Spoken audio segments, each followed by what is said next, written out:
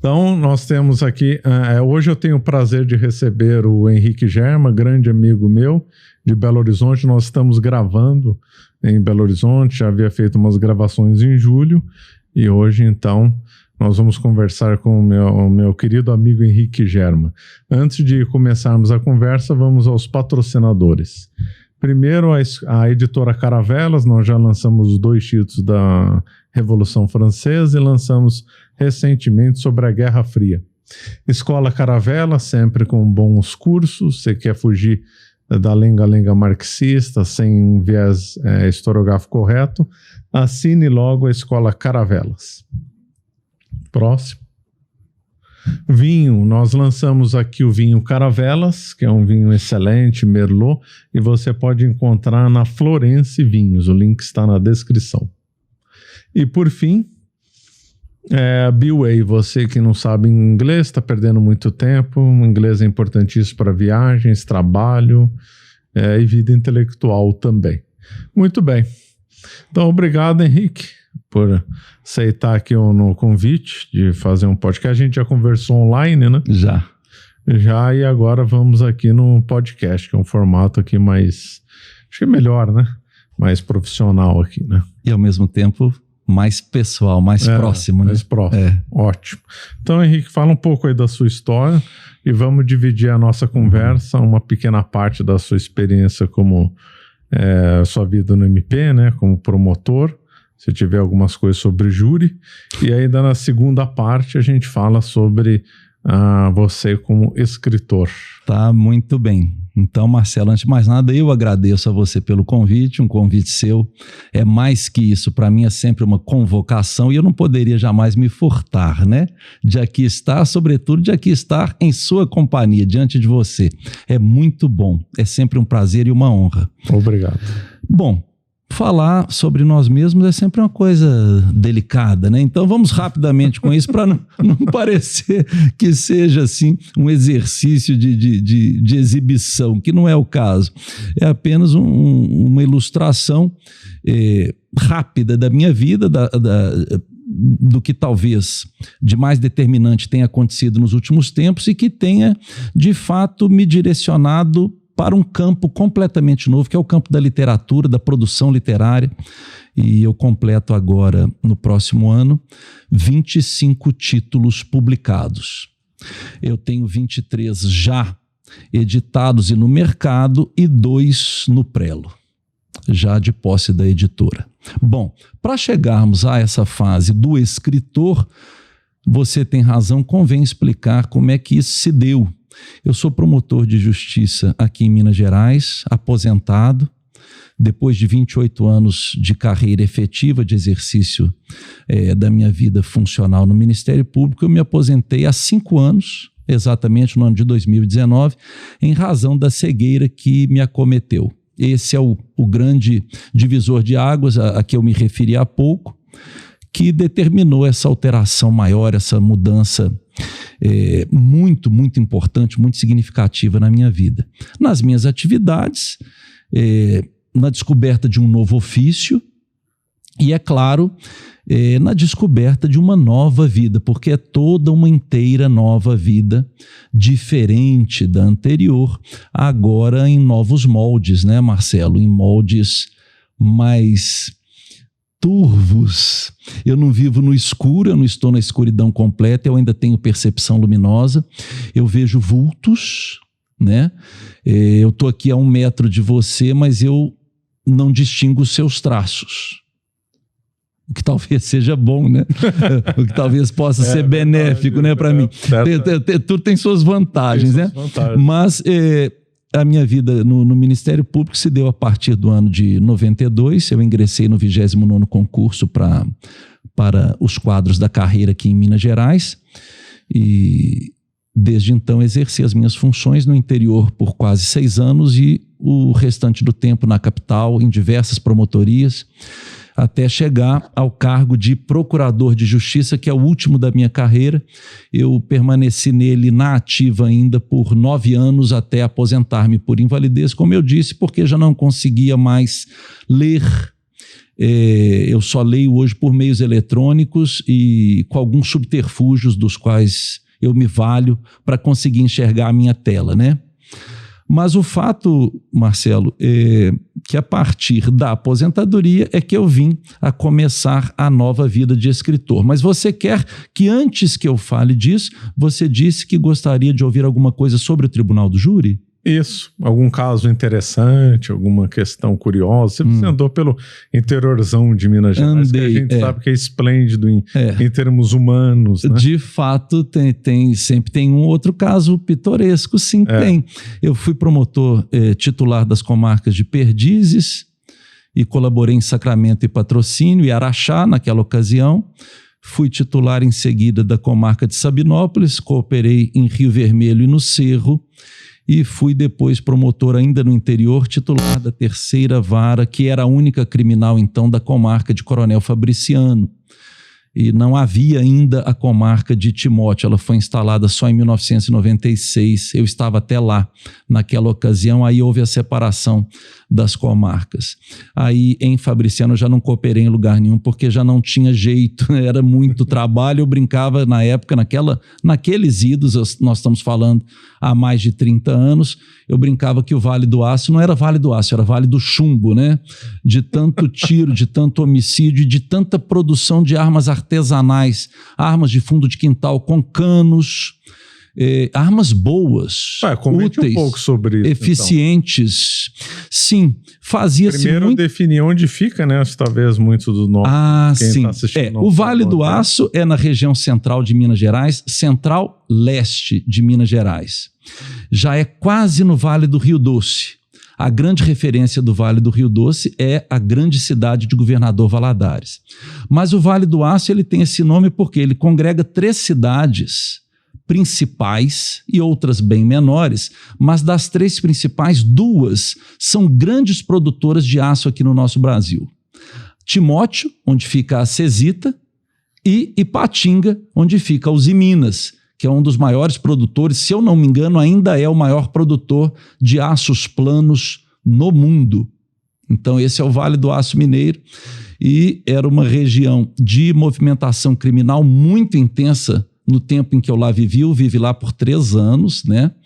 E naquela época era das regiões de Minas aquela com o maior volume de números de crimes contra a pessoa.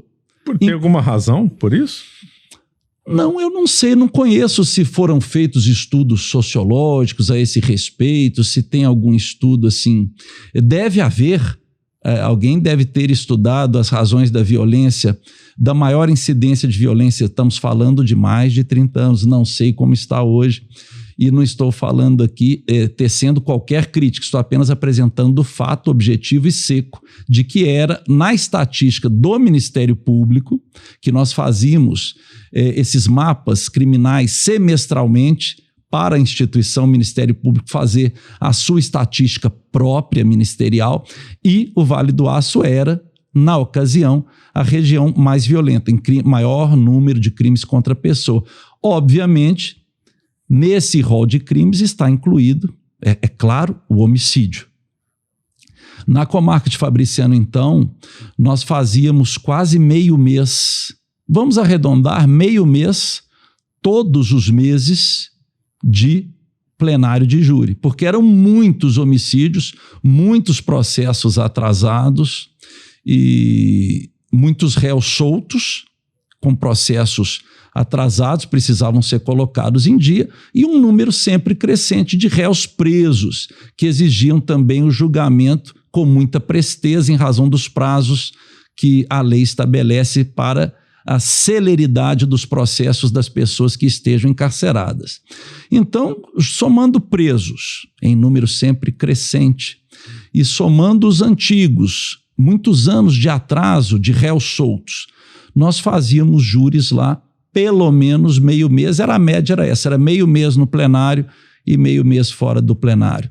E eu até, se você me permitir, Marcelo, eu quero aqui fazer uma pequena homenagem à juíza com quem eu trabalhei lá durante mais tempo e que era muito laboriosa e que tocava essas pautas de júri com muito afinco esforçando-se muitíssimo, porque é penoso, que é a doutora Maria Aparecida Grossi. Maria Aparecida Grossi era um exemplo de força de trabalho, de determinação, de disposição para fazer justiça na comarca de Fabriciano. Eu aproveito aqui o ensejo para mandar um abraço afetuoso à doutora Maria Aparecida, que deixou uma lembrança realmente fortíssima, porque nos impelia a todos que lá estávamos ao lado dela, né, em torno dela, a trabalharmos tanto quanto, ou tentarmos, né, e a tentarmos, como ela também, fazer o melhor que podíamos, né. Mas nessa coisa de fazermos muito júri, sim, houve uma ou outra coisa pitoresca aqui que eu posso comentar, não sei, não vou mencionar aqui os nomes das pessoas, porque são pessoas que estão todas por aí, né? É melhor não falar os nomes. E é claro que não há nada que vá, de forma alguma, ser derrogatória nenhuma, mas vamos evitar a menção às pessoas. Vamos contar aqui alguns milagres sem mencionar os santos. Ótimo. Por exemplo, tivemos um julgamento de um pistoleiro, que era um pistoleiro que vinha de uma tradição antiga de pistolagem no leste mineiro, que é uma coisa que dividíamos, ou ainda dividimos, eu não sei se ainda dividimos essas práticas ou esse mau hábito com o nosso estado irmão aqui do Espírito Santo.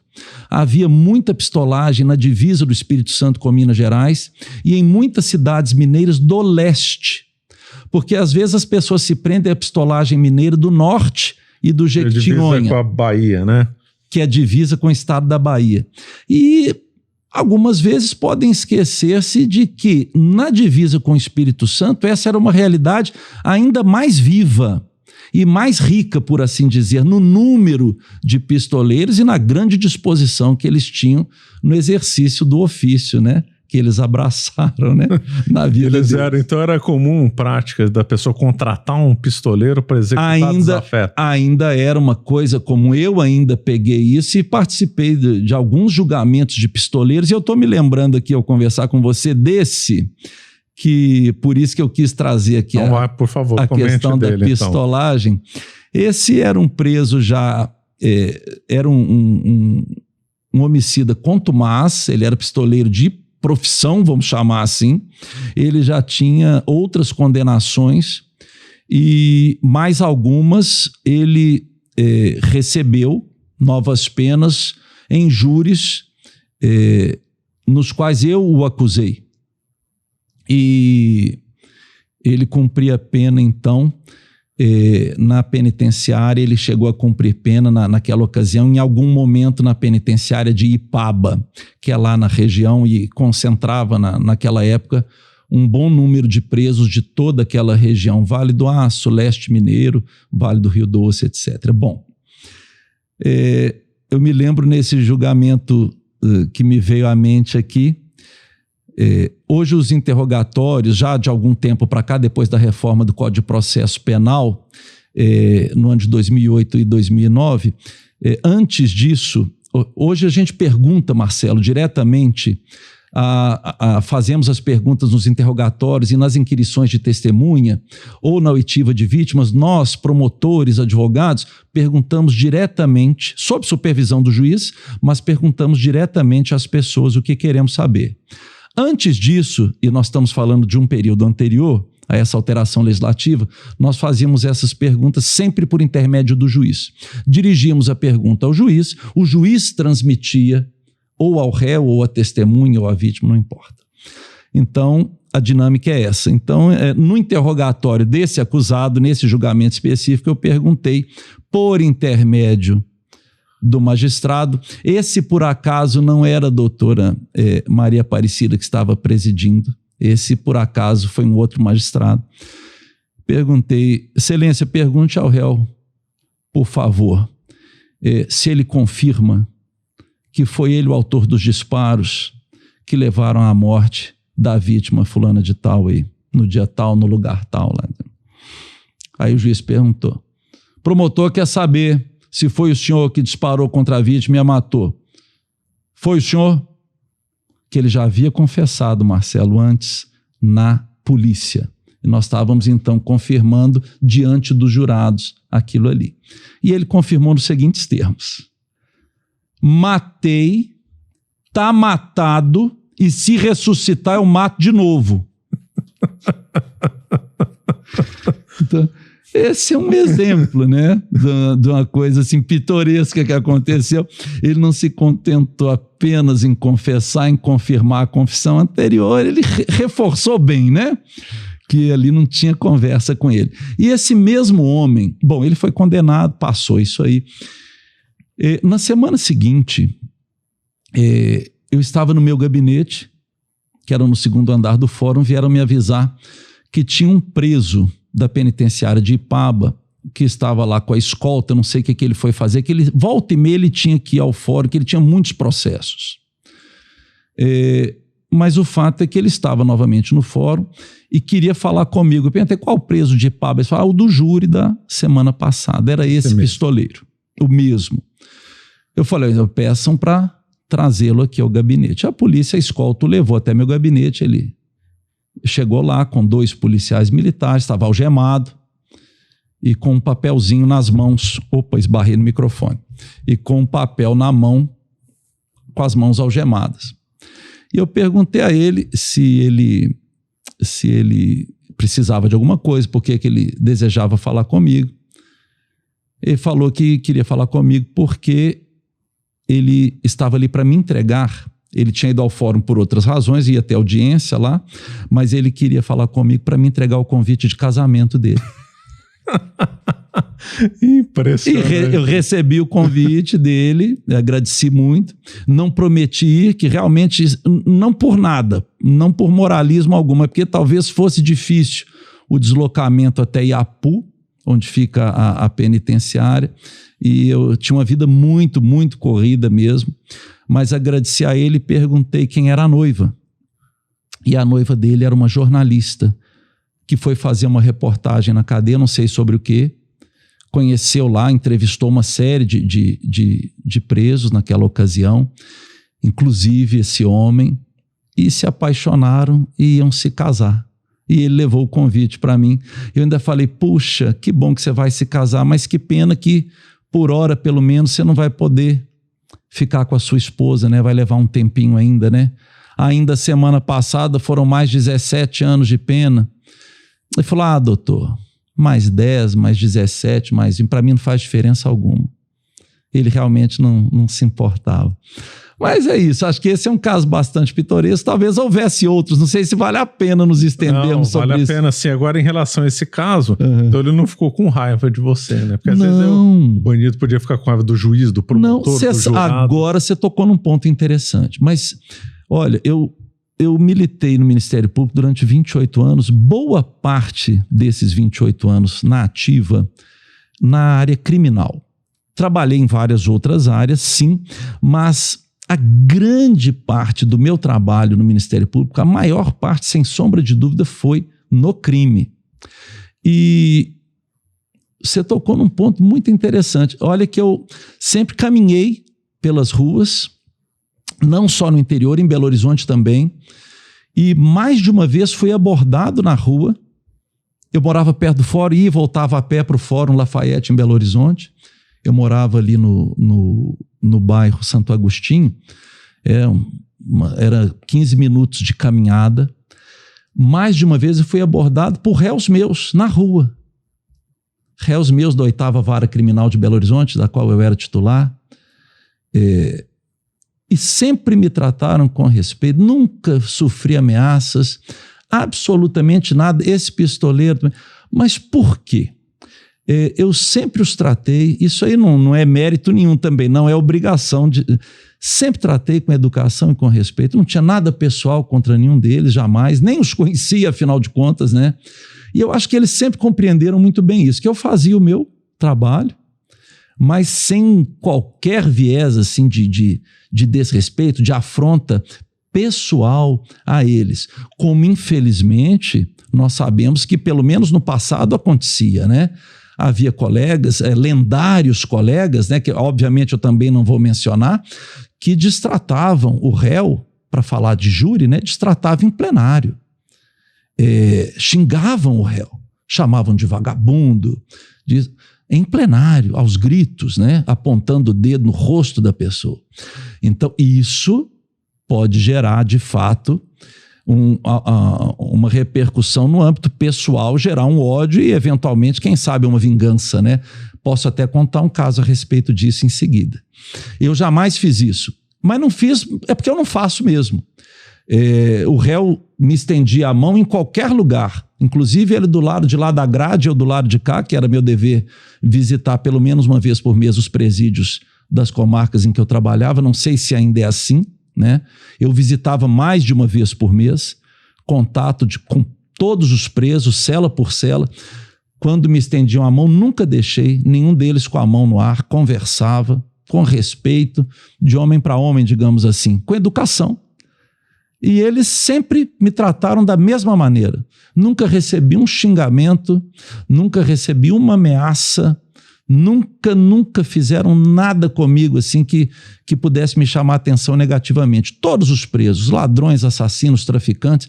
Quantos traficantes eu acusei? E as mães, no porque eu fazia tudo, né, clínica, eu fazia a acusação e fazia o acompanhamento da execução das penas, né? Eu era o único promotor. Tantas vezes sozinho nessas atividades. As mães desses presos ficavam minhas amigas, porque eu sempre os tratei a todos e as respectivas famílias com muito respeito, mas como eu disse, não é mérito algum, é como deve ser, né? É tratar a todos afinal de contas, com a educação mínima que se espera, é educação e respeito, né? E isso me ajudou certamente a que eles também não me vissem com maus olhos, né? Não me vissem com maus olhos. E assim eu não os irritei, não irritei as famílias das vítimas, porque eu sempre tratei todos muito bem e a vida correu bem assim, dessa maneira. Qual que eram as principais razões dessas mortes? Porque eu me refiro aos pistoleiros, questão de terra... Olha, Marcelo... Vingança pessoal, o que era? Essas duas havia... disputa de terra é muito comum. A cerca, vamos tomar a imagem da cerca. A cerca pode ser um problema muito sério. Um meio metro que seja de cerca fora do lugar pode gerar um ódio muito profundo e uma disputa de vida e de morte. Sim, mas não era a regra. Desinteligências muito mais simples, muito mais prosaicas, muito mais corriqueiras, Marcelo, determinavam mortes terríveis, muito brutais, muito violentas às vezes. Briga de bar, entre amigos inclusive, é a bendita da cachaça. A cachaça, talvez mais que qualquer cerca, qualquer disputa de terra ou de gado, ou uma desinteligência comercial qualquer, ou uma briga de sócios. A cachaça era uma tragédia. Talvez as duas grandes causas que eu tenha visto, ou que eu tenha mais visto no meu tempo, na minha experiência pessoal, sejam essas desavenças de botequim e as desavenças por causa de mulher. Ciúme. O ciúme e a cachaça, os dois Cs da morte. E quando junta os dois, o ciúme, e se você quiser, o ciúme / chifre, né, os 3 Cs, e a cachaça, junta os 3. Alguém vai deitar, né, Marcelo? Alguém ali vai deitar. Um júri que eu fiz de ciúme, o rapaz chegou em casa, também fabriciano, encontrou a mulher dele na cama com o amante, literalmente, ainda na cama, ainda no leito dele, marido traído. Nem o amante, nem a mulher conseguiram sair do leito. Eles morreram sobre a cama, ambos, a facadas. Nenhum dos dois conseguiu sair da cama. Veja o que é a fúria, né? E a capacidade que a fúria dá ao indivíduo, né? De golpear várias dezenas de vezes. 2 que não conseguiram se defender morreram ali, trucidados em cima da cama, um ao lado do outro, por um único homem, né? Mas a ira tem meios próprios quase, né? Que nos estranham, né? Assim, ao senso comum, né? É uma força descomunal, uma velocidade descomunal, e nada faz parar aquilo, né? Aquilo só cessa mesmo, só é saciado mesmo à custa de muito sangue, né? de muito sangue. É impressionante. Você já viu réus? Como é que você viu o réu, aquele réu que realmente confirmou o crime? Você também viu os arrependidos? Vários. Os que negaram até o final? Também. Olha, eu vi arrependidos e não arrependidos. Eu vou te contar primeiro um não arrependido na comarca de Perdizes. Ele matou o irmão dele com 72 facadas. 72, o único irmão, mais velho. Essas 72 facadas estavam espalhadas em diversas partes do corpo da vítima. E em conversa com esse rapaz, ele na cadeia e eu do lado de cada grade, conversando. Almocei algumas vezes com eles na cadeia. Era um hábito também para ver se estava tudo bem na comida. A comida não é ruim, na época era bem boa. Te conto até de um caso de cadeia lá em Perdiz que tinha gente que não queria deixar a cadeia. Mas fiquemos por hora nesse rapaz. Ele não se arrependia, Marcelo, de nenhuma das 72 facadas, porque ele me explicou. Cada uma delas tinha um significado próprio, um significado particular e muito importante para ele. Por exemplo, vamos tomar um exemplo. Quando ele esfaqueou o rosto do irmão, ele transfixou ambas as bochechas do irmão.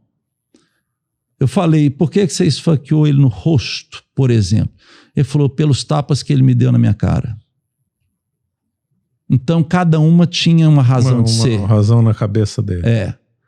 Me deu tapa na cara, tomou facada na cara. E assim por diante, 72 vezes. Então, esse não se arrependia, né? Agora, arrependimentos... tivemos casos de arrependimento também, tristes, porém inócuos, né? Porque o que adiantava afinal, né? Porque a pessoa já estava morta, já tinha sido morta, as famílias já estavam dilaceradas, tanto de um quanto de outro, mas teve um caso de um arrependimento que chegou às raias do suicídio. Esse cidadão, segundo ele, em bilhete deixado por ele, em razão do arrependimento, não suportando a dor de ter matado o outro e as consequências advindas também, naturalmente, né? Ele se enforcou na cadeia, né? Então, há de tudo, né? Há tudo isso aí, né? Infelizmente, é muito ruim, né? É muito duro, mas é uma realidade, né, Marcelo? As pessoas são assim, fazem coisas que nos espantam, né? Às vezes, né? Fala então dessa questão da comida, da pessoa que não queria sair.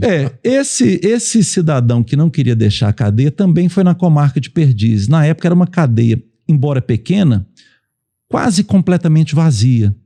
Não havia nem o menor vislumbre no horizonte de superlotação. Ao contrário, havia vagas. Nós chegamos a receber presos de outras comarcas. Havia vagas. Nós estamos falando aqui há mais de 30 anos, né? Uma realidade bem, bem antiga já. E eles tinham café da manhã, que era pão com manteiga. Às vezes tinha queijo também. Tinha café e tinha leite. Tudo quentinho e fresquinho. Tinha o almoço e tinha o jantar.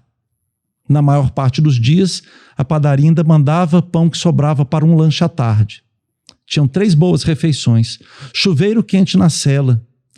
Banheiro com vaso sanitário, que era uma raridade, porque aquilo é muito perigoso. Porque o vaso, aquilo corta como navalha aquela louça, né? Tinham colchões, cobertores, travesseiros e lençóis. Tinha banho de sol. Todo santo dia. E a guarda, não é que fosse uma guarda rigorosa, mas também eles não ofereciam perigo. Maior perigo. Mas por que eu estou dizendo? Tinha um determinado preso lá, ele foi para lá por causa de um furto. Na época, ficava-se preso em razão de condenação por causa de furto, mesmo que furto de coisa de pequeno valor. Tudo isso veio mudando com o tempo. Hoje, dificilmente você verá alguém praticando um furto de coisa de pequeno valor ou até de maior valor permanecer preso, mesmo que condenado. É interessante como as coisas mudam e como as coisas, digamos, são relaxadas. E aí as consequências desse relaxamento têm que ser analisadas num outro contexto, num outro momento, né, Marcelo? Certo. Se as pessoas acham que é bom ou não certos... o que nós colhemos a partir de certa lassidão com o crime, né? Mas deixemos isso por hora. Esse preso, então, cumpriu a pena dele por esse furto, ficou na cadeia nessas condições de cadeia que eu lhe contei. E chegou o momento dele receber o livramento condicional. Ele foi ao fórum, foi levado ao fórum. Na época nós fazíamos uma audiência formal para o livramento condicional, entregávamos uma caderneta de livramento condicional àquela pessoa. Ali estavam as condições que ele teria que cumprir para o livramento. Por exemplo, comparecimento mensal ao fórum, esse tipo de coisa, não frequentar bares, zona boêmia, tudo isso estava na caderneta. Então fizemos essa audiência solene, ele recebeu a caderneta, foi emitido o alvará de soltura dele, demos os parabéns a ele, eu e o juiz, primeiro juiz com quem eu trabalhei, que hoje mora em São Paulo, Marcelo, na sua cidade, ele voltou para lá, já se aposentou e voltou para São Paulo, somos amigos até hoje. Nos despedimos então do preso, bem satisfeitos. O preso saiu do fórum, subiu 3 quadras até a praça da igreja, em Perdizes, encontrou uma guarnição da Polícia Militar, que sempre fazia ponto base ali. Era uma pequena viatura Fiat com 2 militares. Esse preso se aproximou dos militares e deu um soco em um deles. Foi preso imediatamente. Sem razão. Para ser preso. Havia uma razão. Ele queria voltar para a cadeia. Ele não tinha onde morar. E na cadeia ele dormia e comia muito bem. Ele não queria sair de jeito nenhum. Foi um desastre para ele o livramento. E naquele mesmo dia ele voltou, foi processado pela lesão corporal e pelo desacato, né? E ele disse para você que queria voltar para a cadeia? Foi, ele falou lá nos interrogatórios dele. Mas por que você fez isso? Eu queria voltar para a cadeia, vocês mandaram eu sair. Eu não queria sair. Ele não tinha onde viver, ele morava numa tenda, numa barraca, antes de ser preso pela primeira vez. Então ele estava satisfeito na cadeia e quis voltar para lá e voltou. Foi condenado, era reincidente. Então, hoje nenhum desses crimes, Marcelo, levaria a pessoa para a cadeia. Na época levava. E ele cumpriu, puxou a cadeia, como eles dizem, né? Puxou uns anos de cadeia por causa disso. Ficou feliz, né? Ficou feliz. Você falou também que faziam armas caseiras de fogo. Sim. Como é que é? Isso no Centro Mineiro e no Leste Mineiro. Artesãos habilidosos, com um cano qualquer, por exemplo, de 0,5 polegada, fazem espingardas de um tiro só, mas muito eficientes, que matam tanto quanto qualquer outra. Fazem cartucheiras com canos mais grossos, de 0,5 de 1 polegada, de 3/4 de polegada. Cartucheiras excelentes, de 1 ou 2 canos, sempre tiro único, nenhuma arma de repetição, mas que matam, que é uma beleza. Cartucheiras curtas, tudo com artesanato mesmo, de fundo de quintal, literalmente. Literalmente. É o cano bem escovado, bem limpo, lisinho, bem colado, soldado um no outro quando são 2, às vezes com empunhadura, né, com uma coronha, ou de madeira ou de ferro também, tudo na solda, no olho, assim, a olho nu, mas mãos habilidosas. O gatilho, qualquer pedaço de ferro, né, ou mesmo um toco na mão, ou de ferro ou de madeira para bater na espoleta. Uma beleza. E armas eficientíssimas, eficientíssimas. Mas eram apreendidos assim, Marcelo, sacos, como saca de feijão que você vê no armazém, aquilo cheio de armas caseiras, armas de fundo de quintal. Mas apreendia-se muito, muito, muito. Era uma tradição do Centro Mineiro e do Leste de Minas, assim.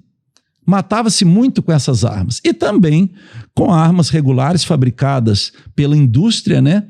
Sobretudo as espingardas, na época, calibre 44, de repetição, a famosa papo amarelo, ou calibre 38, o Winchester ou outro, e os revólveres 38, muito comuns naquela ocasião. Revólveres 5, 6 tiros, né? 2, 3, 4 polegadas. Então isso era tudo muito comum. Tudo isso era o carro-chefe na época. E é claro, também havia muitos homicídios com armas brancas ou armas outras improvisadas, né? Que a gente chama de arma imprópria, né? Também muito comum. A cadeirada, a garrafada. Mas a faca era muito comum. A faca é uma beleza, porque a faca está em toda parte, né? Está na mão de todo mundo, todo o tempo, né? Muita gente trabalha com faca, né? Usa a faca. A faca não requer registro algum, não requer habilidade maior alguma, né? Você enfiou aquilo ali. Eu me lembro até de um cidadão, um júri que eu fiz na minha comarca de Sabinópolis, que ele chegou, o assassino chegou até a vítima e com a faca na mão, eles eram conhecidos, e embora tivessem já se desentendido, me parece que a vítima não imaginava que o desentendimento tivesse gerado no outro assim uma raiva tão grande, né? Mas ele chegou para conversar normalmente com aquela faca na mão, não era nada de estranhar. Ali no ambiente de trabalho deles havia facas, trabalhavam com facas. E esse assassino, ele era uma espécie de açougueiro, ele carneava o boi, na verdade, para levar para o açougue depois. Mas estava sempre trabalhando com faca mesmo. Então não era de estranhar que ele estivesse com uma faca na mão. Ele chegou para esse conhecido, que era até aquele momento amigo dele, e falou assim: guarda aqui para mim, guarda aqui para mim. Quando ele disse guarda aqui para mim, ele enfiou imediatamente essa faca na barriga do outro até o cabo, né? Ele transfixou a faca, a ponta dessa faca, ela saiu nas costas do amigo dele, ele o matou assim, matou instantaneamente, que ele acabou transfixando uma artéria dessa vítima e a hemorragia interna foi muito grande, externa também, mas interna ele morreu quase que instantaneamente, morreu muito rapidamente. Mas assim, matava-se muito facilmente, né? E ele falou, ele chegou e ele matou com essa frase, né? Guarda aí para mim. E guardou mesmo, guardou a lâmina todinha no outro, né? Então são coisas que ficam na memória da gente, na lembrança, né, Marcelo? Não são lembranças necessariamente boas, né? Mas é o que aconteceu, né? Você falou que ia contar um caso de um bandido que ficou com raiva de um promotor, foi até de uma promotora. Essa colega muito querida, ela está na ativa até hoje, é procuradora de justiça. Se eventualmente ela vir aqui esse podcast, ela se reconhecerá, fica o meu beijo para ela, muito querida. Ela fez o júri, acusou um pistoleiro também, na comarca de Capelinha, que é no centro de Minas, e é uma região de gente muito brava, digamos assim, né? Capelinha é famosa, Água Boa, Santa Maria de Suaçuí, São João Evangelista, são terras, Malacacheta, de crimes famosos, de crimes grandes e histórias tristes, né? Mas ela acusou esse cidadão, ele foi condenado e o tribunal do júri no Fórum de Capelinha, naquela ocasião, ele se localizava no segundo piso do fórum. Muito bem, terminado o júri, como sempre acontece no interior, ou quase sempre, bom, talvez eu deva dizer, acontecia, né? Porque hoje eu não sei, há muitos prédios novos de fóruns que eu não conheço. Mas no interior a regra era sairmos todos juntos, promotor, juiz, advogado, réu. Se a vítima estava viva, era vítima de tentativa, estava viva, saía do lado do réu com escolta de polícia, com família de um e de outro lado, circunstantes, né? Pessoas que iam assistir, porque o júri em determinadas cidades é um grande acontecimento, é um espetáculo, né? Como que ir ao teatro, digamos assim. E as pessoas vão mesmo, né? E então todo mundo saía junto. E esse dia em Capelinha, essa colega, terminado o julgamento, ela terminou a acusação, o réu foi condenado, estavam a sair todos juntos. E vinha o réu algemado, com as mãos algemadas na frente do corpo, e acompanhado por apenas um único policial militar, o que é incorreto, já era incorreto então. Deveria haver pelo menos 2. E vieram todos saindo do salão do júri. No topo da escada, a promotora estava bem à frente do réu, veja só. Ele saltou sobre ela e passou as algemas no pescoço dela e começou a estrangulá-la e rolou com ela até o pé da escada, estrangulando-a. Rolou literalmente com ela, degrau por degrau, estrangulando-a, até que ao pé da escada ele foi contido a porrete pelo policial militar da escolta, que não foi hábil o suficiente, né, para impedir em tempo a agressão à promotora, e por um oficial de justiça também que acorreu em socorro da promotora. Então, à base de muito pau, eles tiraram esse homem de cima da promotora, que quase teve uma síncope, né, coitada? Mas ficou muito bem, a promotora não sofreu nada de mais grave, além do susto terrível, né, do choque terrível daquele momento. Bom, esse homem foi preso, mas como eu disse, ele acabou apanhando bem ali mesmo ao pé da escada no fórum para largar a promotora, né? Apanhou do PM e do oficial de justiça. Como era um pistoleiro multicondenado, ele foi mandado para uma penitenciária aqui da região metropolitana de Belo Horizonte para cumprir as penas dele já unificadas, né? Muitos anos de cadeia. Antes, porém, de vir, ainda em Capelinha, no cárcere de Capelinha, ele falou: pois eu vou voltar aqui, mato essa promotora, mato esse oficial de justiça e aquele cabo. Era um cabo da Polícia Militar. E esse homem veio e foi colocado, aí começou a cumprir a pena dele aí na penitenciária. E alguns anos depois, de fato, ele fugiu. E voltou a Capelinha atrás dos 3. E lá ele encontrou o fim dele. Não conseguiu matar ninguém e acabou perdendo a vida. Mas ele voltou. Mataram ele lá, né, nesses confrontos. Ele entrou em confronto lá. E acabou morrendo. Mas veja, então tem de tudo, né? Tem de tudo. Tem de tudo. Hoje eu não sei como estão as coisas, eu tô meio velho assim, tô contando casos antigos. Não, mas né? Eles são bem interessantes. Agora fala um pouco do júri. A figura do júri, você acha correta, não acha? O júri é muito suscetível a argumentos sentimentais. Como é que você vê essa questão? Olha, Marcelo, opinião muito pessoal e nada técnica. Não quero falar de nenhum aspecto técnico, nem me sinto assim, capacitado a tanto. Não sou professor de processo, fui apenas um promotor de justiça. A minha visão pessoal disso, eu sou favorável ao tribunal do júri. Eu acho que tem que ter o tribunal do júri, sim, ele tem que existir exatamente, Marcelo, porque ele é muito suscetível a toda sorte de apelos, e eu acho que isso é benéfico. Eu acho que tem um aspecto técnico ou vários aspectos técnicos, legais, jurídicos e jurisdicionais que têm que ser respeitados dentro daquela liturgia, daquele rito do tribunal do júri, que não é apenas o plenário, mas é claro, é sobretudo o momento do plenário. Esses aspectos têm que ser respeitados e isso aí já basta para mim em termos técnicos. Eu acho que tem que ter um espaço para o apelo sentimental, para uma parte, por que não dizer teatral, que não por acaso atrai público, né? Independente de serem conhecidas ou não as pessoas envolvidas na tragédia, atrai público pelo espetáculo mesmo, pela oratória do promotor. Quando o advogado é bom, então é uma beleza. Quando há um embate bom de defesa e de acusação, é muito bom, todo mundo gosta. Eu acho até muita graça, eu gosto. Acho que dá para notar que eu gosto de falar, né? Então, eu gosto de júri, né? Você já presenciou reviravolta? Não, esse aqui com certeza vai ser condenado, é absolvido. E o contrário, esse aqui vai ser absolvido e depois é condenado.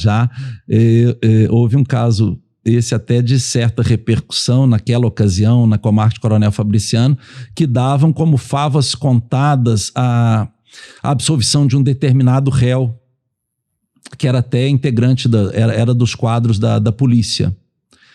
E os jornais na cidade, aquilo movimentou bastante a cidade, e o maior advogado da cidade é que ia defendê-lo, e a polícia toda compareceu em plenário, apoiando o companheiro que naquele momento era réu.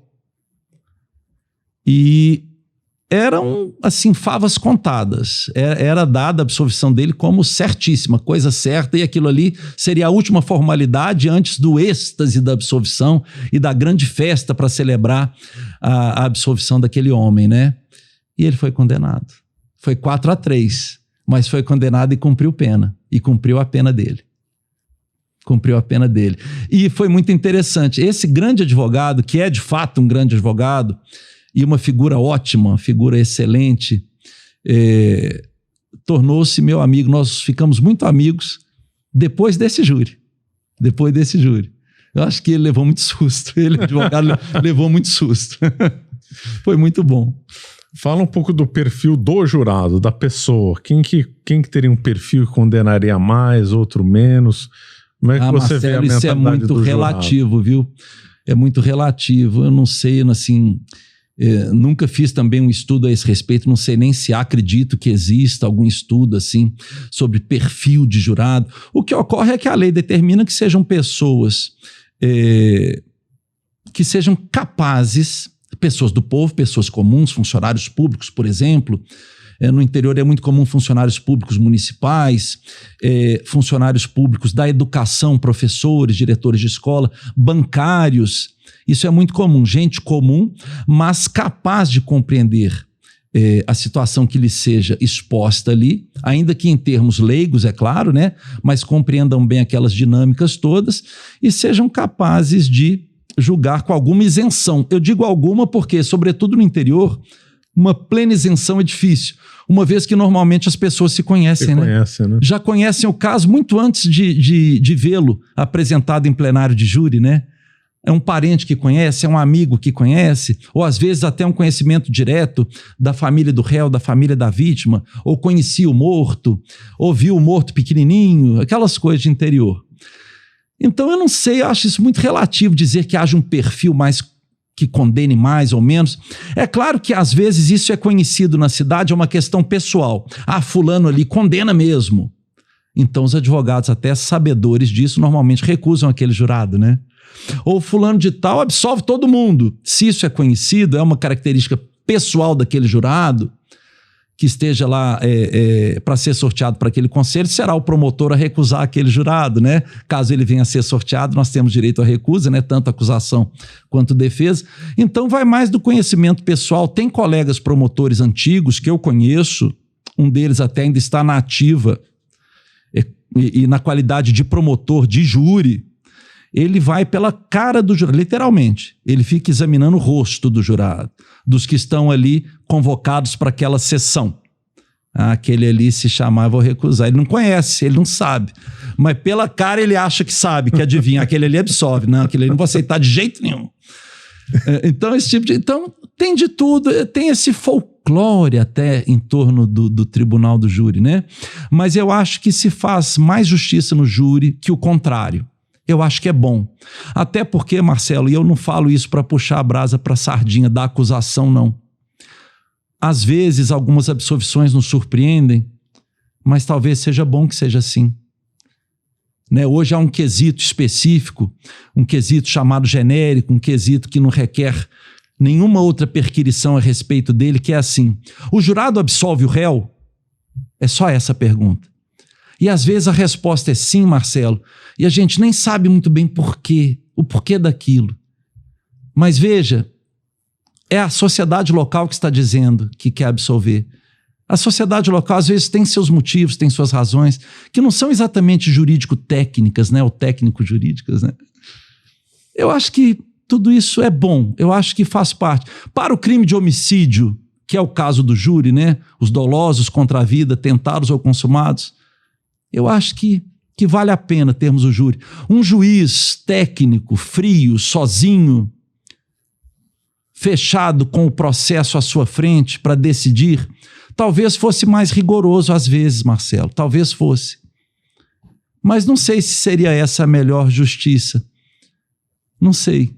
Eu sou a favor do júri. Você pegou muito latrocínio, crimes contra a vida aqui fora do júri? Fora do júri, e casos horríveis, inclusive. Me lembro de um famoso, do malatol. O malatol é um veneno.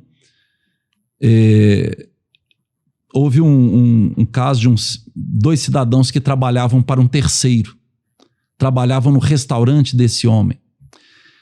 E não eram bons empregados. E isso ficou provado no processo. Realmente não eram bons empregados, não sabiam obedecer, não sabiam cumprir o dever, eram relapsos. Bom, foram mandados embora e foram mandados embora por justa causa. Esses dois homens resolveram, porém, se vingar do ex-patrão. E foram à casa do ex-patrão, mataram o ex-patrão a facadas. e pegaram a mulher do ex-patrão e os 2 filhinhos, um de 2 e um de 3, não me lembro, um de 2 e um de 4, eram pequenininhos. Levaram para a beira do rio, injetaram malatol neles, amarraram e jogaram no rio. E esse foi um dos piores latrocínios que eu tive a oportunidade de acusar e de fazer o possível para que cumprissem a pena, e cumpriram, eu não sei até quando, mas enquanto eu fui promotor da execução penal desses 2 homens, eles ficaram na penitenciária e eu fazia realmente das tripas coração para que eles não saíssem de forma alguma, não tivessem benefício algum. E assim a justiça entendia mesmo, porque foi uma brutalidade muito fora do padrão. Esse foi um latrocínio inesquecível, né? Uma tragédia, né? É. Muito bom. Tem algum outro caso ou a gente já mudamos de tema? Acho que já falamos de muita tragédia, né, Marcelo? Vamos mudar de tema, tá muito triste esse podcast, né? Tá muito violento, tá muito sangrento, né? Esse podcast, né? Mas o fato é que a vida assim seguiu, Marcelo, e durante 28 anos, então, eu fiquei na ativa no Ministério Público, 19 como promotor de justiça nas diversas entrâncias e na comarca de Belo Horizonte, sobretudo, em 7 diferentes promotorias, sempre como titular de todas elas.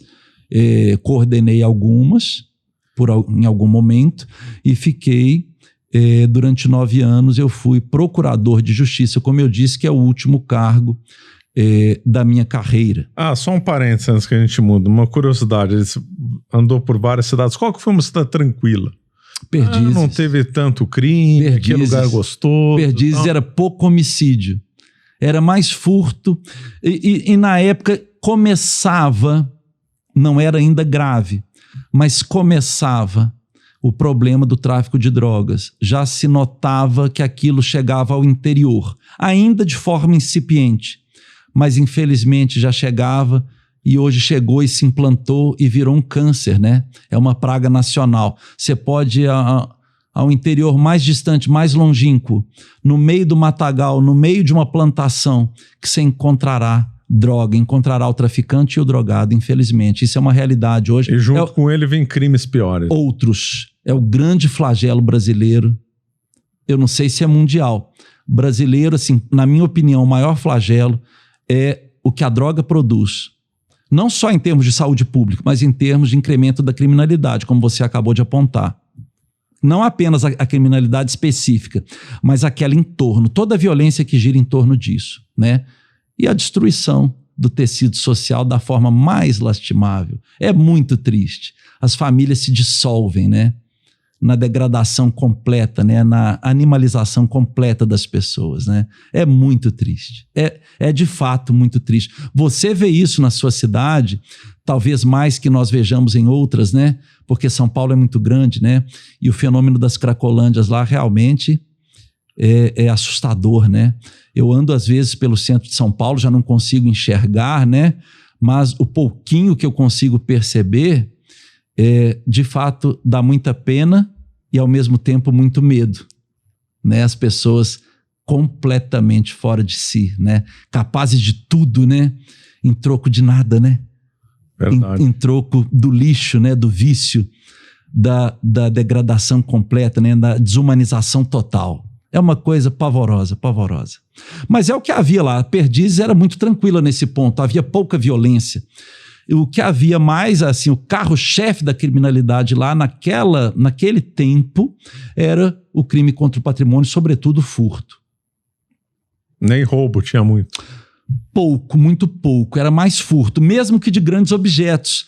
Havia furtos lá naquela ocasião, já havia, né? Porque era uma área de grande movimento agrícola, de forte produção agrícola, inclusive de soja naquela ocasião, era forte ali. Então, máquinas agrícolas eram furtadas, gado era furtado, porque lá é uma importante bacia leiteira, furtava-se gado, máquinas agrícolas, caminhonetes, porque as caminhonetes do Alto Paranaíba, no Triângulo Mineiro, acho que em todo o centro-oeste brasileiro, no interior de modo geral, mas naquela região do Rio São Francisco para lá, para o oeste, o povo gosta de uma caminhonete, né? Então furtava-se muito também. furtava-se muito. Bom, agora sim, então. Agora então vamos para o eixo da literatura. Então eu segui 9 anos como procurador de justiça, a maior parte dos quais na Procuradoria de Crimes de Prefeitos Municipais. E em 2019, já atuando na minha procuradoria de origem criminal, fazendo pareceres, né, em processos do Tribunal do Júri. Eu fui no júri até o fim, digamos assim, né? Eu me aposentei por invalidez no mês de junho de 2019, já sem condições de trabalhar, já sem enxergar nada, sem conseguir ler coisa alguma. Situação que perdurará pelo resto da minha vida mesmo, né? A minha visão, ela sempre decairá. A moléstia não tem cura, não tem nem sequer tratamento, é degenerativa, né? Progressiva, então eu estou fadado à piora permanente, né? A piora constante. Mas isso não importa. O que importa é que em 2019 eu me aposentei em razão disso, por força dessa limitação trazida pela cegueira, fruto da retinose pigmentar. E aí, Marcelo, é que vem o grande fato determinante que, aliado à cegueira, né, decorrência direta da cegueira, eu me aposentei no mês de junho e, embora eu soubesse que isso ia acontecer, fui eu que requeri, eu sabia dessa necessidade, eu ali me entregava, assim, por assim dizer, Marcelo, entregava os pontos, né, que eu resisti o máximo que eu pude, o quanto eu pude, eu permaneci na ativa, com grande sacrifício, porque sem enxergar, eu vou lhe dizer, é difícil, já que o trabalho envolve exatamente a possibilidade, a capacidade de ler e de fazer isso com rapidez, né? É preciso ler, compreender e dar um andamento qualquer ao que lhe esteja nas mãos, né? Ali naquele momento em que eu, digamos, tenha me entregado, tenha reconhecido, entre aspas, tá, Marcelo, essa derrota, foi um momento particularmente doloroso para mim. Eu vou lhe confessar que eu senti isso. Não que eu me entregasse ao desespero ou a uma depressão, não é isso, mas eu me ressenti. Foi duro, era um passo que eu tinha que dar, não dependia de mim, estava além das minhas forças, né? Não era escolha minha, não era uma opção, eu tinha que fazer, mas foi duro, foi muito duro para mim. E dentro desse estado emocional, vamos dizer assim, de dureza, de impacto daquela aposentadoria repentina e compulsória, né? Eu resolvi fazer um pequeno texto. Na minha casa eu me sentei ao computador com os meus recursos ópticos próprios, né? Eu uso o computador comum, Marcelo, mas eu coloco o fundo de tela no meu Word negro, preto e fontes grandes, brancas. Assim, esse contraste me permite ainda ver até hoje e escrever. E eu quis fazer um texto despretensioso para consumo doméstico, Marcelo, que eu dirigi à minha mulher e aos meus filhos. Eu tenho 2 filhos, homens. Hoje um tem 26, o outro tem 23. Eu queria fazer um texto, como fiz, como eu disse, sem qualquer pretensão, mas vem atrelado à cegueira e à aposentadoria forçada, decorrência daquele momento, né? Um texto por meio do qual eu dissesse, tanto à minha mulher quanto aos meus filhos, o quanto eles eram importantes para mim, o quanto sempre tinham sido, naturalmente, mas naquele momento, o quanto se faziam ainda mais essenciais na minha vida. Porque eu, sobretudo naquele instante, apoiava-me neles, na simples existência deles, na presença deles ao meu redor. Não que eles dissessem alguma coisa para me consolar, ou fizessem alguma coisa muito especial, me cercassem de paparicos, não é isso. A simples presença deles. Eu quis registrar isso em texto, um pequeno texto amoroso, e entreguei uma cópia a cada um deles. Uma para Maria Inês, minha mulher, uma para o Ricardo, meu filho mais velho, outra para o Alexandre, meu filho mais novo. Eu dei um nome a esse texto, chama-se Vou pela Sombra, porque a partir dali eu andaria sempre na sombra, né, Marcelo? E esse Vou pela Sombra, dali em diante, caminhando sempre na sombra, mas eu não ia com medo, nem triste, nem nada, porque eu os tinha comigo. Então eu registrei isso no texto e entreguei a eles. Foi a primeira vez que eu escrevi um texto fora do colégio, né? Eu digo na minha vida adulta que não fosse um texto ligado ao meu trabalho, à minha atividade de promotor de justiça, né? Um texto, digamos assim, de vertente literária. Embora também não fosse essa exatamente a intenção. Mas era um texto de vertente literária. E fiquei só naquilo, entreguei a cada um deles, pronto. Está feito o registro que eu queria manifestar. Mas aí, Marcelo, vem essa coisa misteriosíssima. Me veio uma vontade a partir desse texto. Esse foi o grande divisor de águas. Não foi nem exatamente a cegueira como causa desse texto primeiro. Esse primeiro texto foi o grande divisor de águas que, como que eu já usei essa imagem antes, como que destampou assim, um desses vasos de Pandora. Lembra-se dos vasos de Pandora que as pessoas chamam de caixa de Pandora? Na verdade, não eram caixas, né? Eram odres, né? Eram odres de Pandora.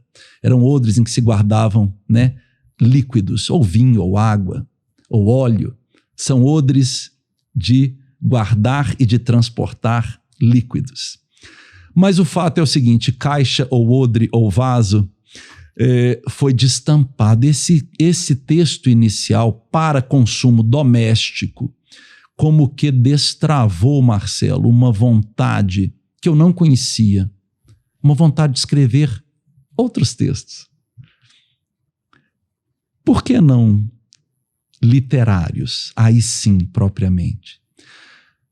E eu comecei a escrever alguns textos, contos, sobretudo, pequenos, ou certos fluxos de pensamento, se você preferir, mais estruturados normalmente como contos, alguns mais próximos da crônica, e outros mesmo já com uma roupagem poética.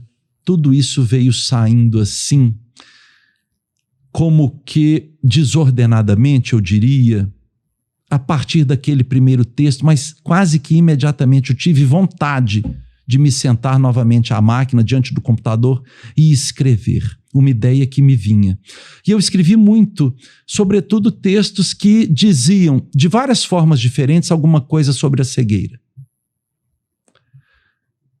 que estava me doendo naquele momento. E eu acabei escrevendo alguns textos que depois eu tomei parte deles e reuni, e eles deram origem a um primeiro livro. Eu achei que aquilo poderia gerar um pequeno primeiro, sempre despretensioso livro, reunindo aqueles textos. E, de fato, tudo isso se deu em 2019, como eu lhe falei, logo após a minha aposentadoria, ao longo do segundo semestre. E em março de 2020, pouco antes da deflagração daquele grande projeto, como eu chamo, que foi a pandemia, né? Ou a suposta pandemia de Covid, a pandemia que nos assolou a todos, né? Eu lancei o meu primeiro livro, que é a reunião desses textos, é o livro Arquipélago. Bom, o fato é que, a partir de então, eu não mais parei, embora eu tenha voltado a integrar os quadros da Seção Mineira da Ordem dos Advogados do Brasil, e uma ou outra pessoa me tenha procurado nessa condição de atuar como advogado dessas pessoas, eu achei que o faria, e acabei atuando como advogado em 2 ocasiões singelíssimas, acompanhando amigos que me pediram que os acompanhasse. Na área criminal? Um na área criminal e outro na área de direito público. Eu não quis mesmo advogar. Eu estou aí na ordem, pago a minha anuidade religiosamente, estou inscrito nos quadros da ordem, mas não sou militante. Eu me dediquei, passei a me dedicar a escrever. E hoje eu ouso mesmo dizer a você, Marcelo, hoje eu me afirmo, eu me digo escritor, eu me tornei escritor. Com esse negócio de não parar mais, de me dedicar exclusivamente à escrita da minha obra, eu tenho hoje 23 títulos publicados, o ano que vem chego a 25, por causa desses 2 que estão agora no prelo, um de contos e um de poesia contemporânea. E sim, eu fiz de tudo, Marcelo. Eu tenho livros de contos, Eu tenho histórias infantis que, salvo engano meu, você vende na Caravelas. Não, vamos começar a vender. Ou vai começar a vender na Caravelas. Lembro de você comentar isso comigo, por isso que eu mencionei. Tem o livro... Só vamos pedir uma água. Opa! Uma água. Se tivermos. Isso. Marcelo, tem romances, tenho livros de poesia contemporânea, como eu acabei de mencionar, tem um de teatro, tenho crônicas, é o único não ficcional do meu repertório, é esse de crônicas, que são memórias minhas mesmo, inclusive de júri, né? Que são casos protagonizados por mim, são histórias vividas por mim, ou diretamente, né? Ou pelo menos na qualidade de testemunha, né? Daqueles fatos. É claro que eu os conto de forma, espero eu, interessante, engraçada, que agrade ao leitor, né? E hoje eu diria que talvez a minha produção literária principal seja, de fato, voltada aos contos e aos romances, que são, sem dúvida alguma, os gêneros literários que eu, de fato, mais amo.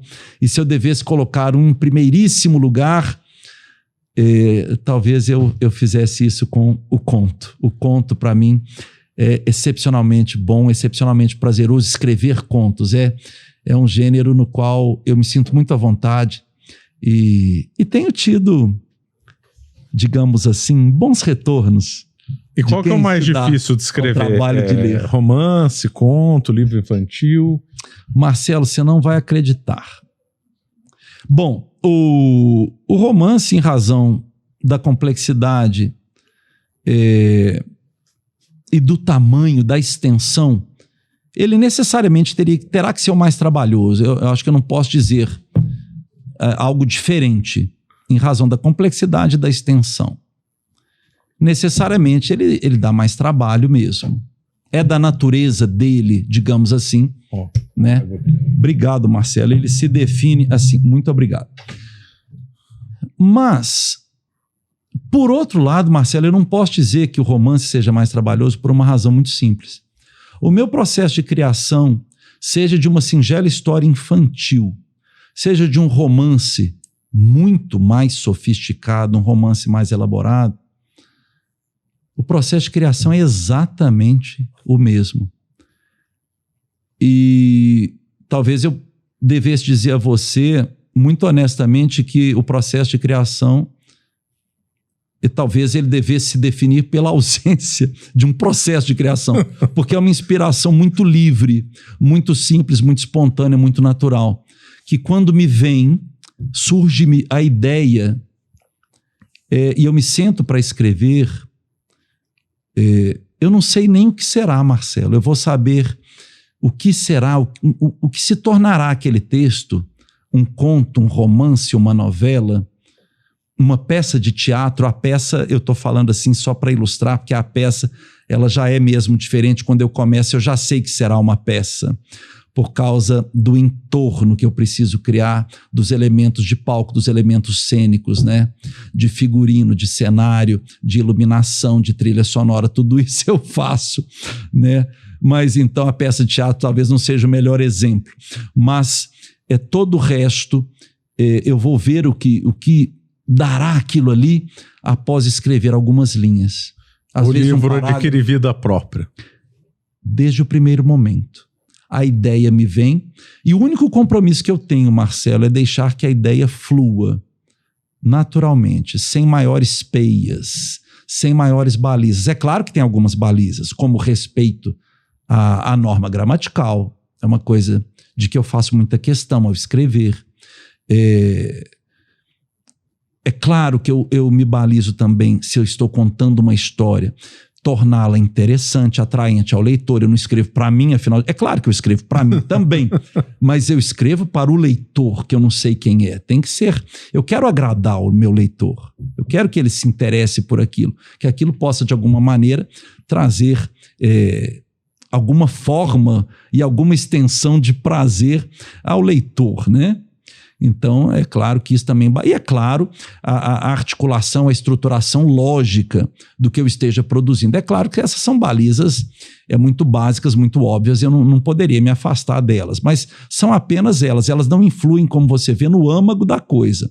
O conteúdo, o surgimento, a formação desse conteúdo é de um influxo inspiracional puramente livre, que eu não sei exatamente por que vem, mas eu dou asas a ele. Eu dou vazão a ele, e aí vamos vendo, como disse você, à medida em que a coisa toma vida própria e começa a tomá-la na primeira página ou no primeiro capítulo, quando é o caso, aí eu vou saber se será um romance, se será um conto, se será um conto longo, se será um romance mais elaborado, mais complexo, mais sofisticado.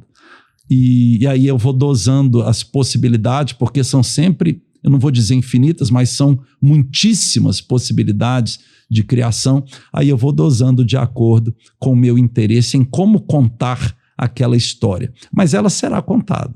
Ela será contada da forma como surgida naquele primeiro momento de fulguração da inspiração. O meu grande norte é a liberdade da inspiração. Preservar essa liberdade da ideia original. Isso sim. Tem algum grande escritor que te inspira, que você se tem baseia? Vários que eu gosto muito. Não me baseio em ninguém. Um só, algum preferido ou não? Alguns, vou te falar dos meus preferidos com muito prazer, porque são pessoas amadas, né? Que eu amo. Eu li desde muito cedo muito, Marcelo. Parecia que eu estava adivinhando que um dia ia ficar cego, né? Então eu li muito. Meu pai sempre incentivou a leitura. Ele tinha uma pequena biblioteca de bons livros e ele fazia questão que desde a infância, eu me lembro, desde muito pequeno, apenas alfabetizado, ou pouco depois, né? Mas eu li muita coisa, inclusive imprópria para a idade. Te dou um exemplo bobo, assim. As obras do Franz Kafka. Meu pai apreciava muito Franz Kafka. Eu li a obra completa dele. Eu não tinha Metamorfose, nem... Metamorfose, América, Cartas ao Pai, o Processo. Né? Construção e outros contos dele, Blumfeld, o Solteirão. A obra do Kafka toda. A Muralha da China, tudo. Eu não tinha 10 anos de idade ainda. Eu já havia lido... Mas veja... É porque meu pai fez isso. E ele criou isso em mim. Então eu era meio traça, né? Eu estava sempre no livro, né? Eu estava sempre nos livros e isso foi muito bom. Eu sempre gostei muito. E eu tenho os meus autores favoritos, né? O Kafka é um deles. Mas... Qual que é o preferido seu? O Processo, o Metamorfose, qual? Do Kafka. Eu tenho um gosto... muito especial. Bom, é difícil escolher um texto. Eu achei que você fosse preferir o Processo, porque por causa da atividade aí sua de promotor. Pois é. O Processo é um dos favoritos. Mas tem um conto dele que me agrada muito, muito, muito, que não é um dos mais conhecidos, que é esse Blumfeld. Esse eu não li. O Solteirão. Eu gosto muito desse conto. Mas, vamos para os estrangeiros, então, não há uma ordem de preferência que eu não ouso dizer que uma pessoa seja maior que a outra. Nem tenho capacidade de avaliar isso tecnicamente. Não sou professor de literatura, não estudei nada disso. Eu falo do meu gosto pessoal. O Kafka é um deles, o Sándor Márai.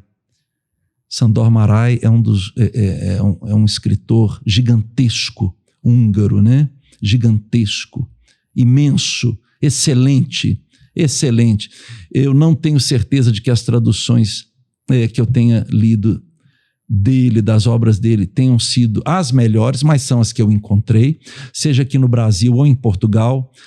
Salvo engano meu, aqui no Brasil nós tínhamos até pouco tempo 9 obras dele traduzidas. Em Portugal, acho que 3 ou 4 mais que aqui no Brasil.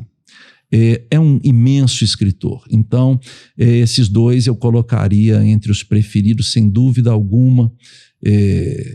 Não tem nem o que discutir da grandeza. da profundidade que esses homens alcançaram na descrição ou no estudo, se você quiser, da alma humana, né? Da miséria humana, da infâmia humana e da felicidade, da beleza também, daquilo que nós somos capazes de fazer de bom ou de quase bom, né? De quase bom. Aqui, para ficarmos agora aqui na América do Sul, eu gosto muito do Borges. Não li tudo dele, mas alguma coisa que eu li, eu destacaria aqui uma breve história da infâmia humana, porque a infâmia humana me interessa muito, Marcelo. Os meus textos tratarão sempre da infâmia humana. Os meus personagens resvalarão sempre na infâmia, no que há de mais vil, de mais terrível, de mais feio, de mais negro na nossa alma, né?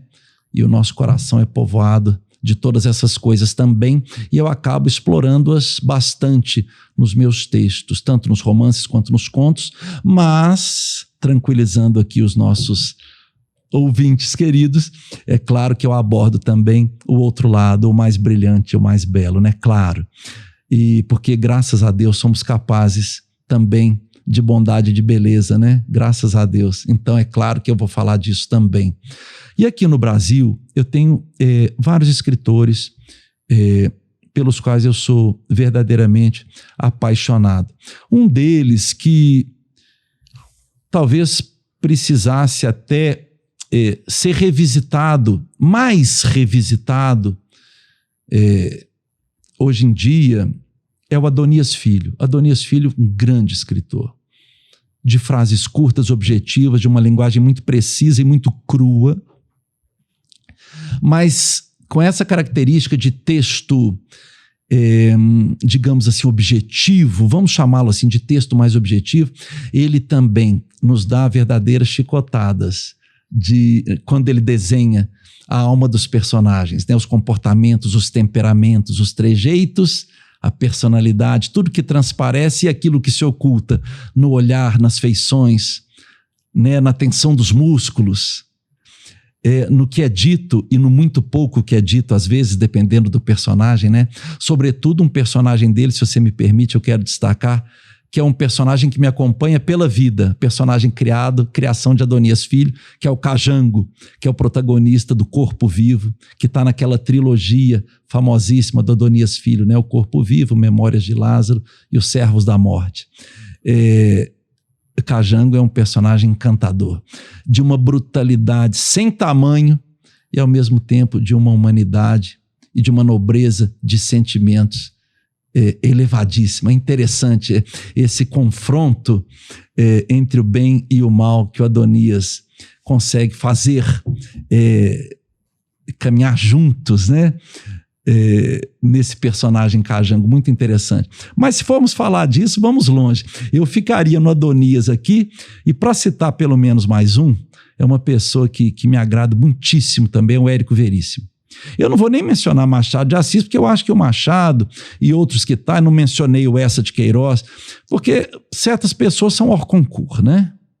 Eu acho que o Machado, Eça de Queiroz, seria como mencionar Goethe na Alemanha. São pessoas que dispensam a menção como especialíssimas, né? Seria como mencionar Shakespeare. Não precisa. Esses não precisam ser mencionados. Então eu menciono aqui o Érico Veríssimo como outro muito grande, de um talento muito especial, eu diria excepcional mesmo. Um homem de poucas palavras, um homem silencioso, dizem que era um homem de pouca conversa, de muita reflexão, como convém, e ele nos deixou uma obra primorosa, né, que eu adoro também. As sagas do Sul são maravilhosas, né? São maravilhosas. Mas é isso, eu gosto desse pessoal aí. E dentro do seu processo de criação, você consegue escrever quantas páginas por dia? Pois é, eu poderia escrever bem mais do que eu escrevo, Marcelo. Os olhos, porém, não permitem. Me cansa muitíssimo. Eu procuro escrever todos os dias, mas eu não tenho agenda, não tenho horário. Não tem meta? Não tenho meta nem método. Eu não faço pesquisa alguma, Marcelo, eu não traço estratégias para escrever, eu não tomo apontamentos, Eu não tenho arquivos nem de notas, nem de consulta, não consulto quem quer que seja, nada. Eu trabalho exclusivamente com a ideia que me vem, aquela inspiração original, como eu falei com você, alguma coisa me vem à mente, eu acho interessante, eu vou falar sobre aquilo. E eu trabalho, então, a partir disso, apenas com 2 elementos e nada mais. Memória. Memória não é que seja uma vivência direta, pessoal, imediata minha. Às vezes até é, mas a memória no sentido de algum conhecimento que eu possa ter acumulado, em virtude de leitura, de qualquer outro meio de conhecimento, que eu possa ter, né, amealhado. Então eu trabalho com a minha memória e com a minha imaginação. É só. Eu trabalho com esses 2 pés no chão. Memória e imaginação. Me equilibro sobre eles exclusivamente. No mais, é liberdade de criação a partir da ideia original e sem barreiras de horário, de dia, de meta, de páginas por dia. Pode ser uma linha, pode ser um capítulo, pode ser mais de um capítulo, pode não ser nada. E, normalmente, o que vai me fazer parar é o cansaço que o esforço visual me provoca. Me cansa muito. Agora, por exemplo, eu estou aqui falando com você. Eu olho para você, eu não tenho que ler nada, não tenho que olhar uma tela brilhante, eu não tenho que fazer nada disso. Mas o simples fato de estar aqui e me fixar no seu vulto, por incrível que pareça, isso produz um grande cansaço. No fim do dia, eu estarei bastante cansado. Às vezes minha mulher brinca comigo, brinca entre aspas, né? Que às vezes é uma reclamação verdadeira, né? Ah, você não fez nada e já vai dormir, já está cansado. Eu durmo cedo normalmente, dificilmente eu vou passar das 10 da noite. É porque ela não consegue compreender isso. O simples fato de estar por aí, andando, conversando, vivendo o dia, passando o dia, é bastante cansativo, não depende de mim. É um cansaço visual que me vem e, de fato, ao escrever, isso é aumentado. A velocidade de produção desse cansaço é aumentada. Então, às vezes eu vou escrever 1 hora, às vezes 2, às vezes 3, às vezes 4. Não passarei disso, porém, isso é certo. Não dá para passar disso. Não dá mesmo. Aí eu fico muito cansado. E aí já, mesmo querendo continuar, já não seria conveniente. Já não seria conveniente porque já ficaria gastado, isso gera um certo agastamento, gera uma certa irritabilidade, porque é um cansaço realmente desagradável, né? Então, aí eu paro. Mas também não tem compromisso. E olha, mesmo sem esses compromissos, que eu não tenho deadlines, eu não tenho nada, ninguém me cobra nada, eu faço por mim, para mim. Quando eu quiser publicar, eu vou publicar.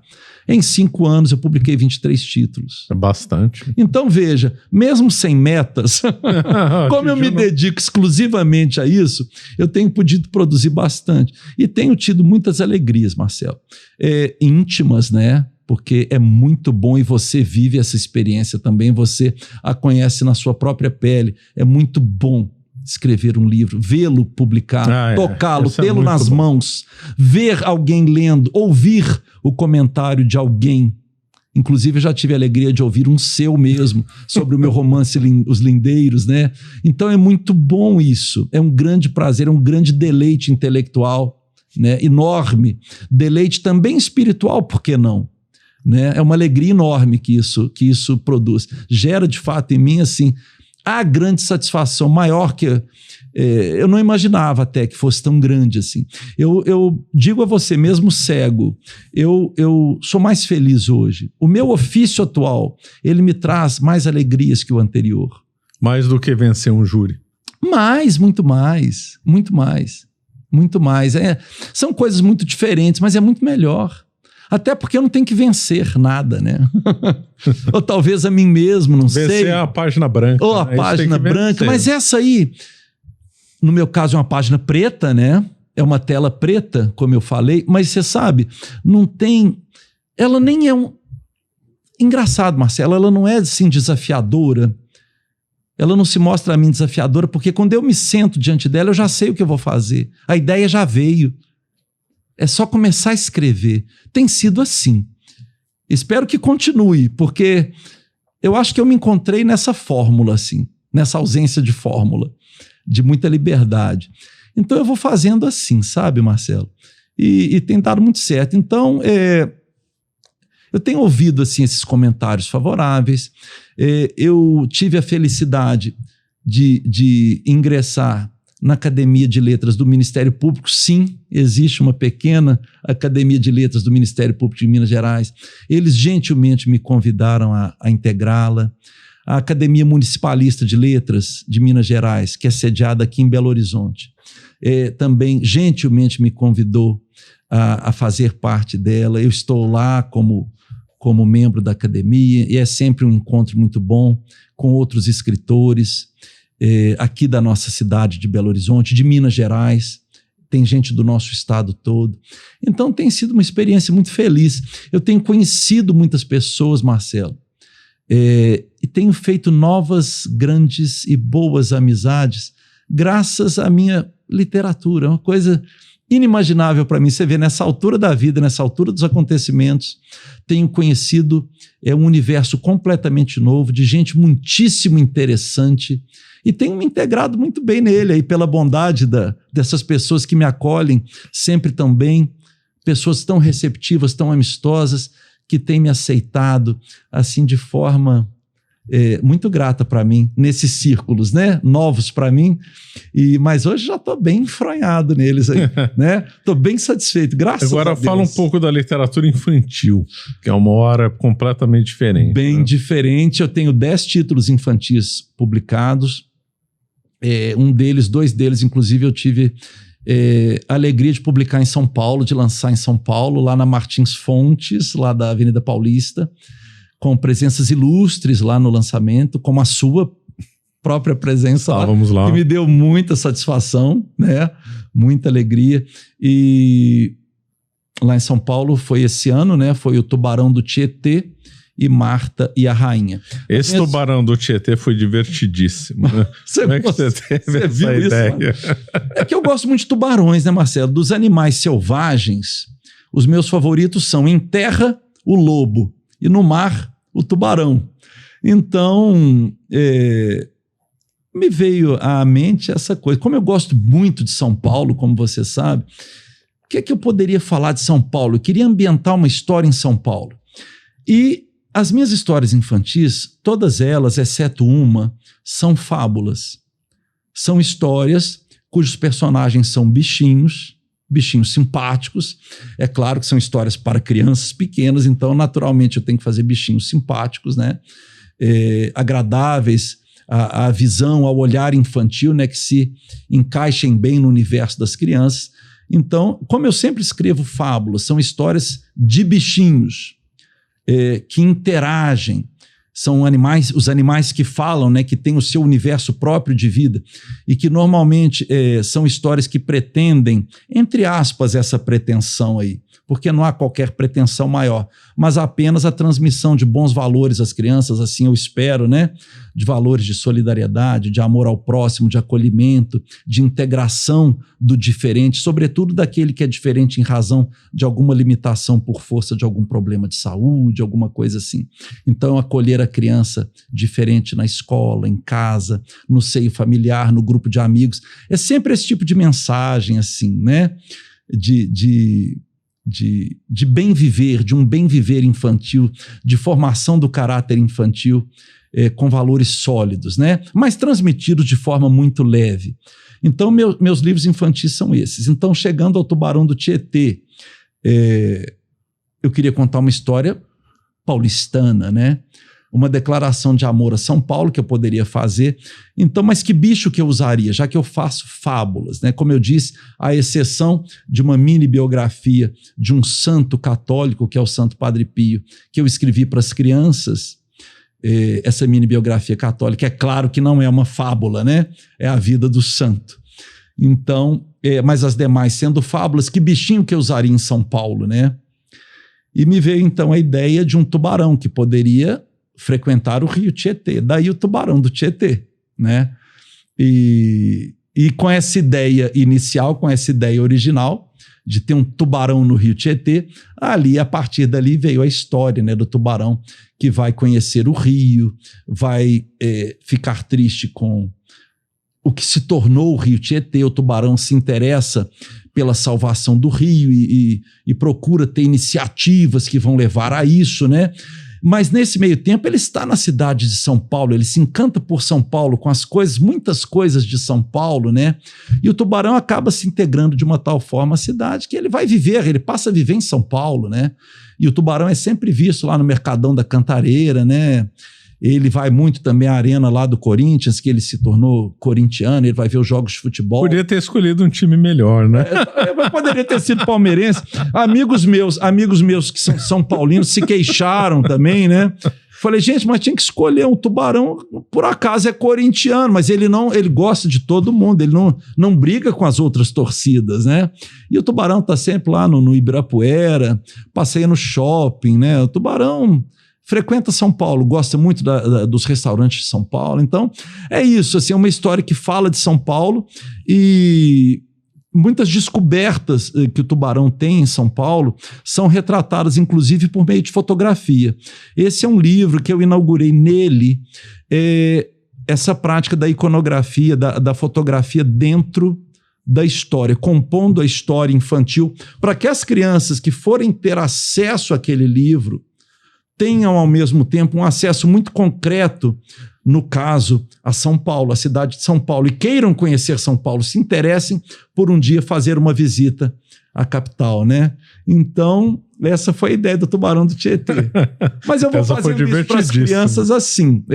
A ideia é sempre transmitir alguma coisa, algum conteúdo pedagógico, vamos chamar assim, para as crianças. Eu faço para crianças pequenas. Qual a idade? Todas. A criança não precisa ser alfabetizada. O pai, a mãe, o tio, o irmão mais velho, a madrinha, todo mundo pode ler para a criança e ver as ilustrações. Normalmente as ilustrações são feitas, a grande maioria delas, das minhas obras infantis, pela Mariana Tavares, que é uma ilustradora aqui de Belo Horizonte, de mão cheia, não apenas de literatura infantil. Mariana é uma artista completa. Inclusive, ela faz murais em São Paulo, né? Inclusive, Mariana é uma artista plástica, assim, do desenho e da pintura completa. Tem ilustrações, assim, de altíssimo nível. Então, as crianças têm sido muito felizes aqui.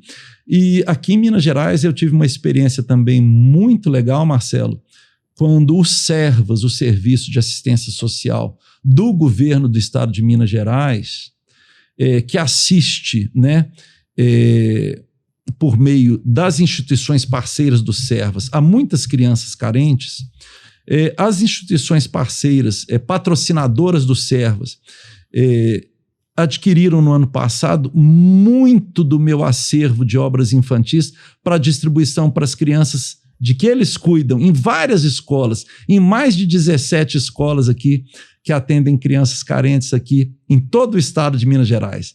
Então, as crianças têm tido acesso a essa literatura e, graças a Deus, têm gostado.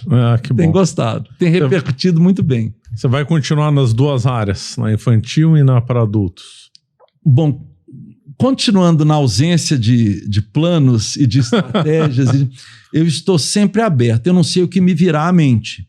No momento, eu estou muito direcionado à literatura adulta, à produção de contos. Esse ano eu lancei esses 2 livros infantis em São Paulo, mas eu lancei um grande livro de contos em junho, O Gaveta de Doido, e lancei um novo romance, o meu último romance, A Cidade e a Vida, agora, no mês passado, em novembro, aqui em Belo Horizonte.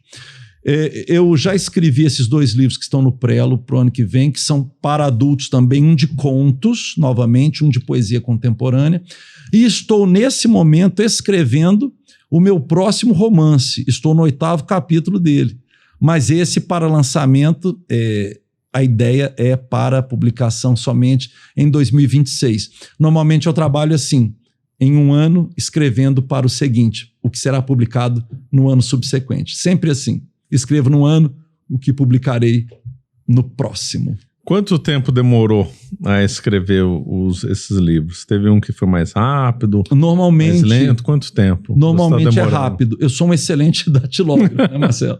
Isso é da experiência do MP. E até de antes. Eu tenho meu diplominha da escola Hamilton de datilografia. Isso era matéria obrigatória quando eu era adolescente. Exatamente, eu era adolescente. Meu pai falou, ó, vai lá, matricule-se no curso de datilografia. Ele também era um excelente... E era a máquina daquelas que fazia barulhão. Mecânica. Com a tecla alta instalava o recinto todo. Exatamente. E era isso mesmo. E hoje, eu não lembro se a minha marca era a Hamilton ou a Olivetti. O meu pai tinha uma Hamilton que eu guardei de lembrança, uma antiga, peça de museu essa dele. Tá guardada comigo em casa. Eu não tenho nem pai nem mãe mais, né? Guardei de lembrança dele, entre outras coisas, a máquina de escrever dele. Meu pai tinha uma Hamilton e tinha uma Olivetti. Pois é, o meu pai tinha essa Hamilton, depois ele teve uma mais nova, que eu mesmo dei a ele.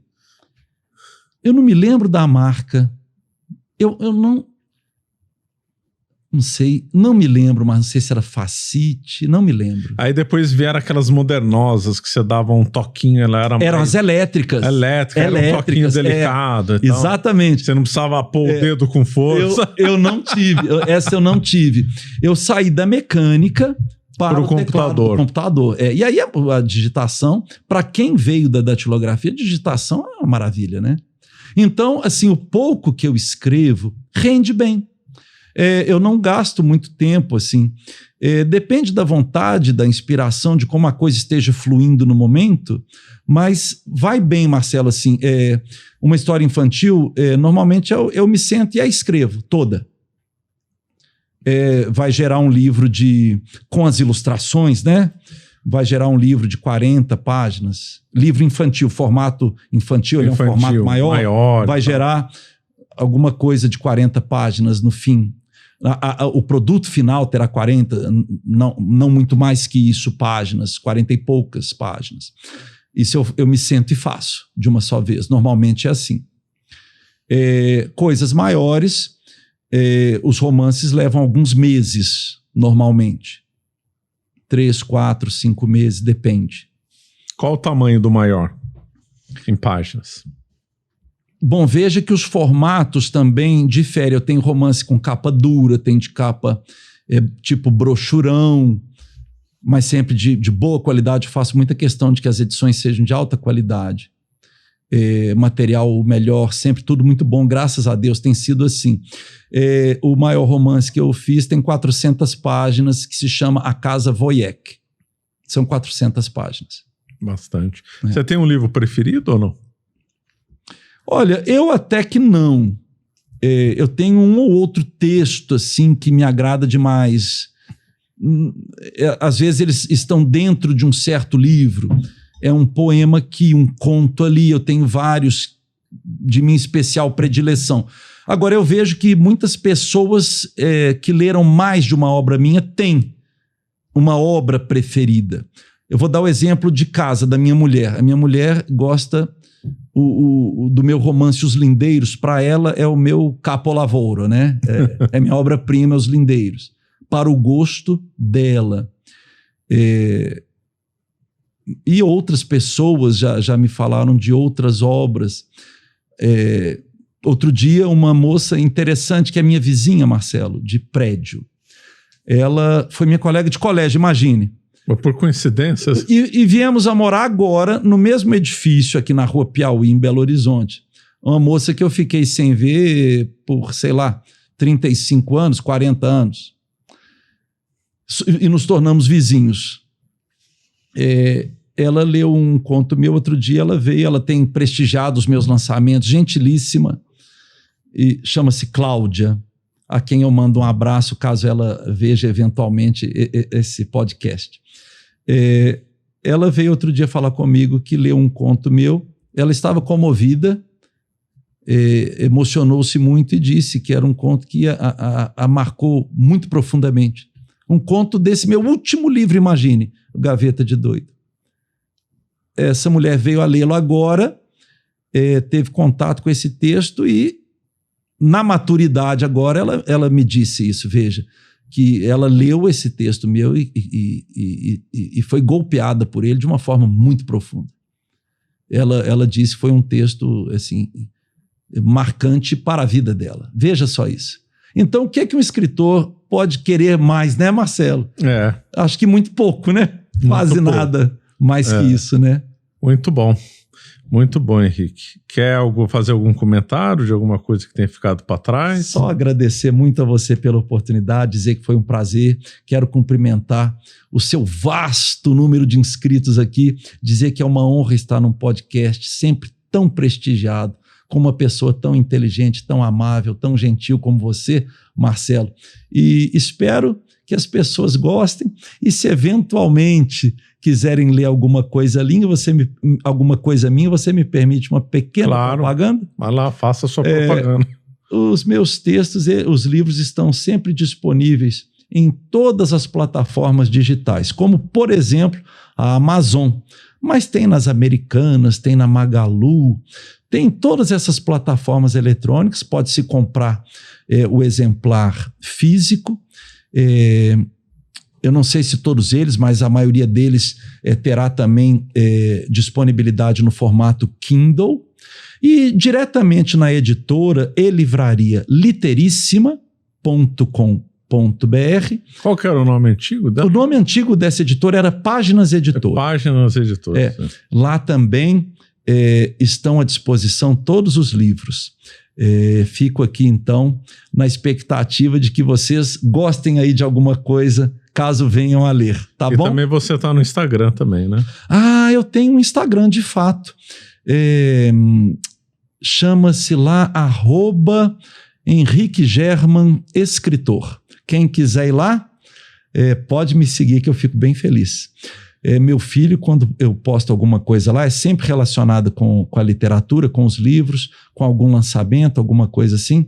O meu filho mais novo coloca lá para mim, porque eu não consigo ver nada daquilo, mas ele coloca lá para mim e ele me conta também se vocês colocarem alguma coisa lá para mim, tá bom?